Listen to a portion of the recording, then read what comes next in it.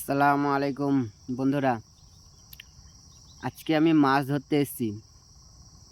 তো এভাবে কে কে মাছ ধরেছো, আর এভাবে মাছ ধরা কি ঠিক হচ্ছে না ভুল হচ্ছে তোমরা জানাবে।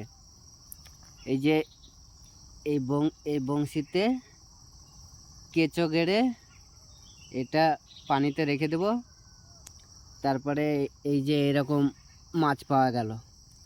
আজকে এই মাছগুলা পেলাম, তো দেখতে পাচ্ছ প্রায় এখানে 13টা না 14টা মাছ আছে। এটাকে ল্যাটা মাছ বলে, চ্যাং মাছ বলে। তো চ্যাং মাছ আর ল্যাটা মাছ মিক্স হয়ে এখানে আছে। তো এভাবে কে কে মাছ ধরেছো তোমরা জানাবে। আর এভাবে কেঁচো দিয়ে মাছ ধরলে পারে অনেকে খেতে চায় না। আসলে এটা খাওয়া কীরকম হয়, মানে কীরকম, আমি মনে করি যার রুচির উপর নির্ভর করে সে খাবে, যার রুচিতে কুলাবে না সে খাবে না। তবে খাওয়া যাবে না এটা বলা যাবে না। আমি অনেক আগে থেকেই এরকম কেঁচো দিয়ে মাছ ধরে খাই, এখনও খাচ্ছি আলহামদুলিল্লাহ। তো অনেকগুলো মাছ হবে, প্রায় 500 গ্রাম হয়ে যাবে মনে হয়, জানি না, সম্ভবত হয়ে যেতে পারে। 13টা 14টা মাছ আছে এখানে।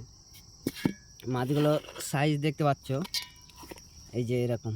এই চ্যাং মাছ, এই যে ল্যাটা মাছ, এটা ল্যাটা মাছ, আর এটা চ্যাং মাছ।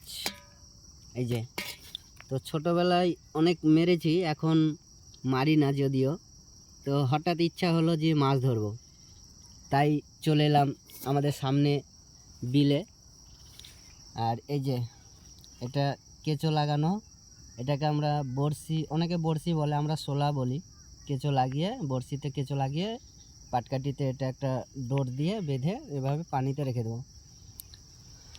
তো এই যে আমার পিছনে সামনে এই যে এটা বিল, এখনও পাতা আছে। আর একবার দেখবো কতগুলো হয় দেখি, তারপরে চলে যাব। তো জানাবে এভাবে মাছ ধরে কে কে কে খেয়েছো, আর এটা খাওয়াটা কীরকম তোমাদের দৃষ্টিকোণ থেকে একটু জানাবে। আসসালামু আলাইকুম।